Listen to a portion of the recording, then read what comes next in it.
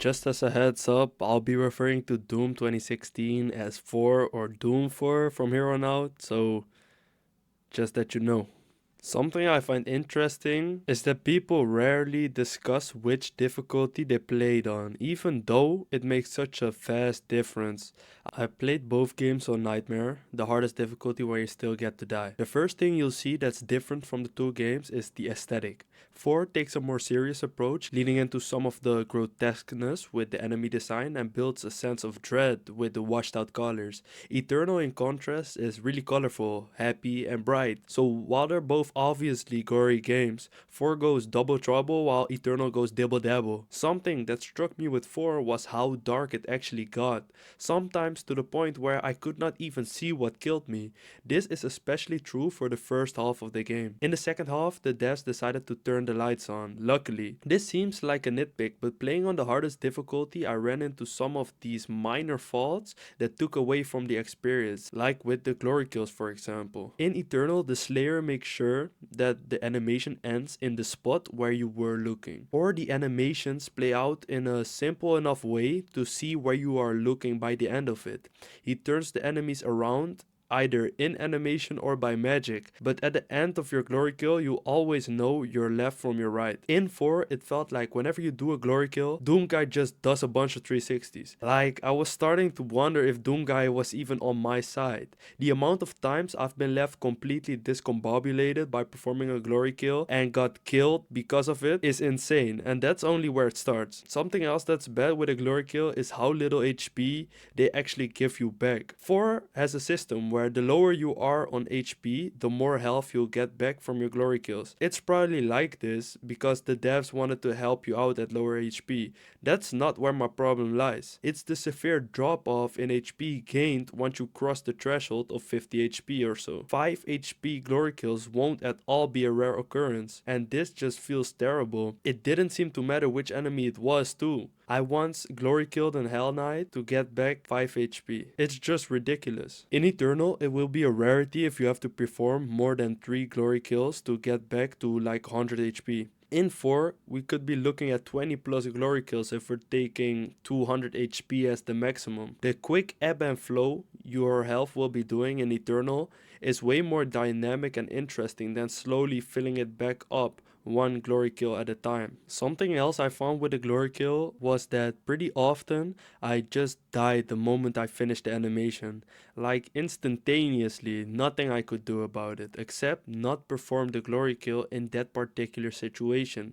If there was an enemy next to the one I was trying to execute, big chance that I'm just dead. Eternal gives you some much needed invincibility frames after the glory kill, just enough for you not to explode frame 1, but if you mess up after the glory kill, you're still dead. And to finish everything off, it has this one absolutely unacceptable flaw in 4. Whenever you perform one, the music goes quiet. I hope I don't even have to explain as to why this is bad. All of these things made the glory kill feel not all that glorious. It more so felt like a chore and promoted a more methodical approach.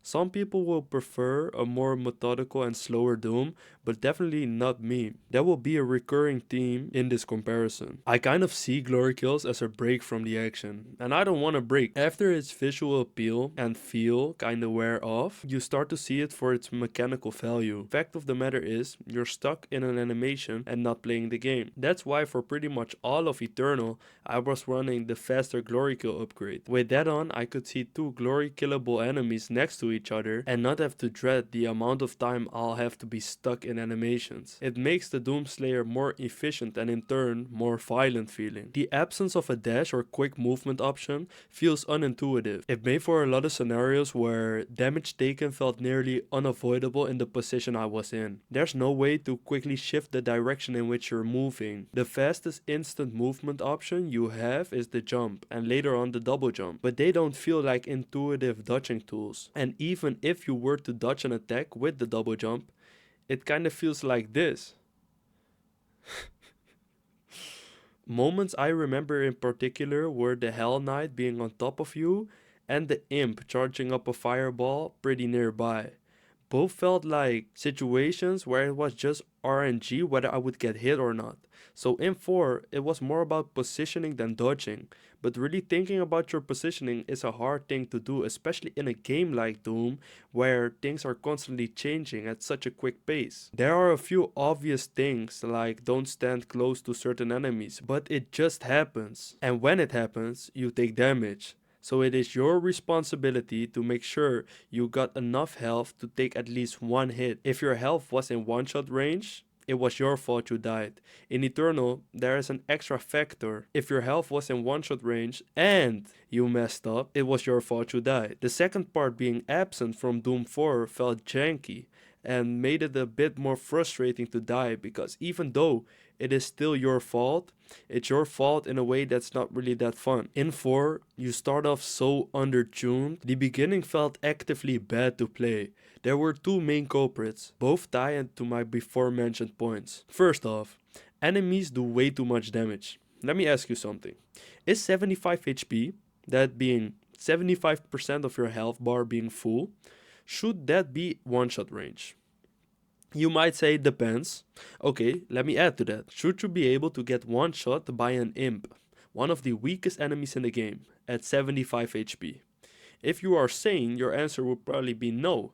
In 4, that is the case. 75 points of health is the amount the imp's fireball removes from your health bar if it connects, even when you just start the game and only have 100 HP. Now, do you see how the combination of ridiculous damage, no consistent way of dodging, and an underpowered glory kill would make for a frustrating experience? And it's not only that the glory kill is underpowered, it's that the Doom guy is. These glory kills have me so confused. Turns out that the Doom guy doesn't pick up the health dropped from the enemies, only the part you walk directly over.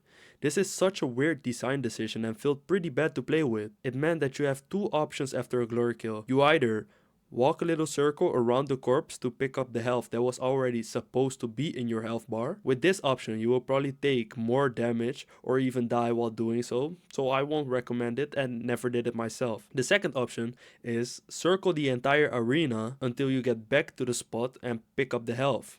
But wait, there is a third option. You upgrade your suit so it actually picks up stuff off the ground.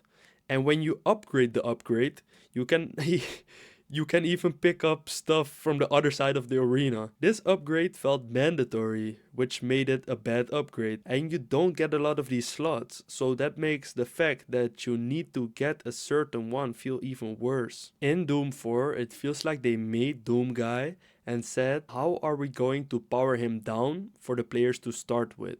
In Eternal, right from the start, you feel solid. Stuff makes sense. Damage, item magnetism, barrel damage. But this discrepancy in startup strength is not all bad. It kind of adds to the continuity of the two games, because at the start of 4, you are the weakest you'll ever be. You get stronger till the end of the game, and then, in a way, starting off Eternal, it feels like you've kept a lot of your gains from 4. This is more obviously apparent with keeping the double jump, for example. A lot of game sequels struggle with creating the feeling that you're not starting off from 0 again, so I need to give props to id Software for that. Okay, let's take a break from the combat and move to some of the other stuff. I am not a big explorer when it comes to these games. I enjoy myself most when I'm just gunning it, but sometimes do slow down to get some collectibles, especially when they pique my interest. I went into Doom 4 wanting to do everything there was to do. I quickly realized that getting stuck on secrets was not what I wanted to spend my time doing, so I can't really speak on this a whole lot, for both games that is. What I can say is that I prefer the way Eternal presents its secrets. You will see a lot of them up for grabs, just to find that you can't reach them as easily as you thought. This then forces your brain to think of a way to get it, or at least make a mental note of said thing, so maybe later, once you unlock something, you can get to it. So more often in Eternal than in 4, I was enticed to go grab the collectibles. In Doom 4, something that wasn't a big deal but still bothered me was waiting for elevators. The elevator itself wasn't the problem. It was walking up to an elevator, pressing the button, waiting for the elevator to arrive, getting in, pressing the button to go up, and now you are at your destination. It's so comically ridiculous for the Doomslayer to be using elevators, especially when you only have to go up one floor. In Eternal, that would just be a single monkey bar. Playing through Eternal after 4, the first few hours, I was thinking, oh, they did a good job keeping the elevators out of this one. After a while, I found my first elevator of the game. Well, every Doom gotta have at least one, but they throw a Ragnarok and have the floor break after I press the button. Talk about subverting expectations. After this, I didn't even care about the elevators anymore. Eternal doesn't joke around with your time. There is close to zero backtracking, even in the spots where it would take only 10 or 5 seconds to loop back around. The devs roll out the red carpet wherever you are, story and side stuff alike. When you grab a collectible, a lot of the time a door will open up leading you directly to the spot where you left off. This gives the game such smooth pacing and a bunch of replayability. All of the collectibles in Eternal have value outside of just getting them. A lot of that value is derived from the hub, the Tower of Doom. The toys you pick up appear on your shelf. The LPs are hung on the wall and can actually be listened to. The batteries can be used to unlock either meta progression or cosmetics. I've heard some complaints about the hub and that it doesn't belong. I find that the hub adds so much. Technically, all of your unlocks could be stored in a menu, but having them in a spot that actually exists in the story adds so much value and personality. The amount of time that you minimally have to spend in the Fortress of Doom is so low that it pretty much becomes a non-issue, and I find that it adds to the continuity of the story. We were already teleporting from place to place in 4. There you were just asked to believe how you got where you got, but now you don't have to fill anything in. Everything is one logical chain of events. We went there to do that, now we need to go here to do this. Same shebang, better executed in Eternal. Eternal has a big advantage in just being newer, with more ways to move around, so it's a pretty unfair comparison. There is only so much you can do with a double jump. In 4 it was more about spotting stuff and having a keen eye. Thing is, because it was so dark, most of the time I was really uncertain on where to go, making me open up my map like 4 times as much as I did for Eternal. That's something I particularly enjoyed for Doom Eternal.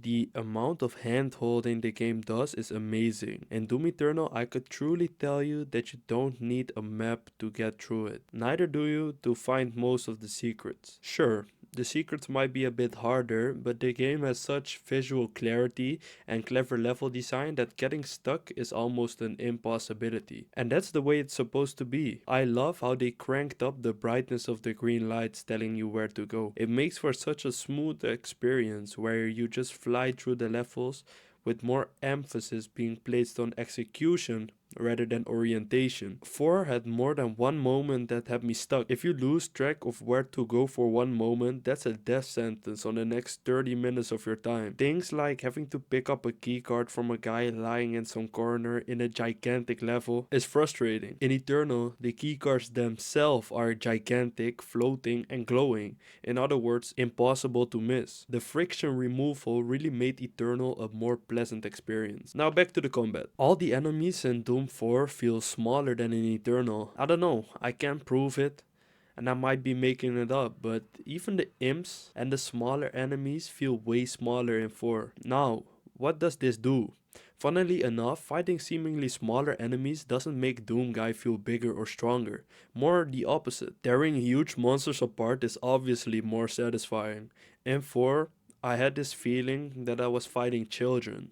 It might not solely have to do with their size. The enemies in Doom are kind of like piñatas. You kill them to get something out of them, a lot of the time. And the piñatas being so empty in 4, that emptiness subconsciously had an effect on the size they had in my mind, I think. The main contention with comparing these games is that Eternal has a more specific way it wants you to approach it, and in 4 you just do whatever you want. One way I heard it described is that in Eternal you gotta earn the fun, whilst in 4 you just get to have it. Weak points are the obvious one. What interested me more was thinking about what happens if you go into Eternal with the mindset of 4, and it won't go well for you. In Eternal you should definitely play by the rules the game presents. And I once found myself in a situation that's a good example. I had the urge to use my combat shotgun before even encountering enemies.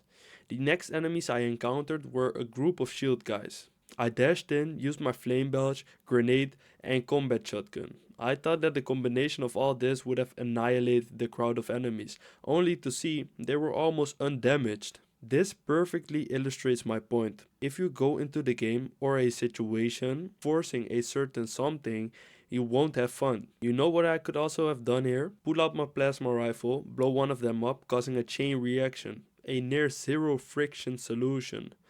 There also was a gigantic barrel above them, angled in such a way that if shot, their shields wouldn't protect them. So there will always be multiple solutions, but you gotta think problem solvingly instead of hard headedly. You can go through the game ignoring weak points and trying to use only one gun, but that will lead to an unpleasant experience.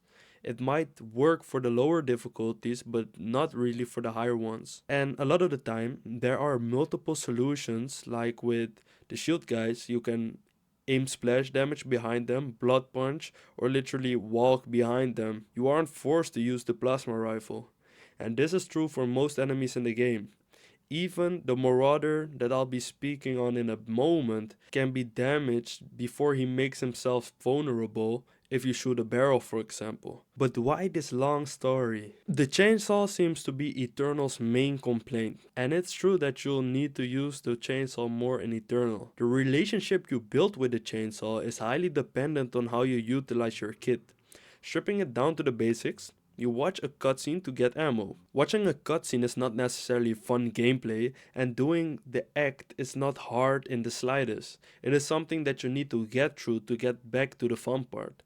But if you always deplete the entirety of your kit and see Doomguy pull out the chainsaw because you literally don't have ammo left, now, the next chainsaw kill is going to feel pretty satisfying, but this is only the case when you are able to use your entire kit, and there are some encounters where that's not really viable. There are two prominent cases of this, the Marauder and the Icon of Sin, and they have the same issue. They limit the amount of tools you can use against them, making ammo more of an issue, and being in a situation where you want to deal damage to an enemy, but you need to find another enemy to do that is not fun, especially when said enemy is actively chasing or damaging you and you're incapable of fighting back until a condition is met. So the chainsaw could be seen as a condition, which is a sort of punishment that players who don't fully utilize their kit will have to face more often, and the ones that do can one-shot the bigger enemies and thus have more fun. While Eternal is more fun,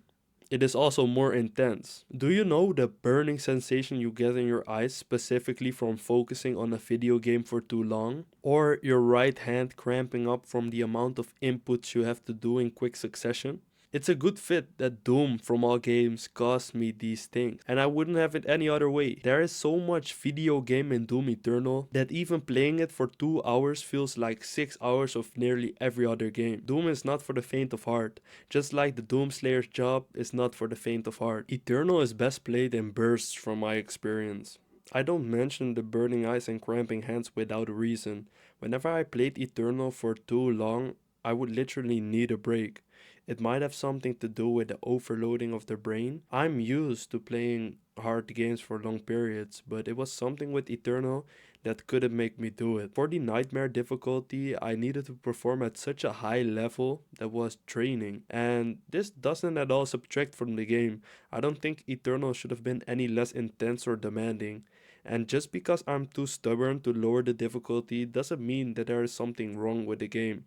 Whenever I got exhausted, I just booted up Risk of Rain 2, and the rotation of these two games made me think about the level of demand versus the feeling of accomplishment and how these two exactly correlate. But that's a topic for another video. For a franchise like Doom, I could really care less about its story, and find it quite amusing that suspension of disbelief is even a contention against Eternal. By fully leaning into its gaminess with the floating platforms, for example, Eternal can provide us with more varied environments and challenges. Platforming wise, as well as with the combat, Doom 4 really does have its own feel, and I know Eternal couldn't exist without 4, and especially for a series like Doom, where gameplay takes such a priority over narrative, at least for me, 4 doesn't stand a chance. Yeah, that's pretty much it. I didn't want this video to be only talking down on Doom 2016, and I know They can both exist and have their own identity without being compared to each other, but it's just too fun to talk about. We cannot interpret art in a vacuum. Much love to all my Doom 2016 stans, and thank you for watching.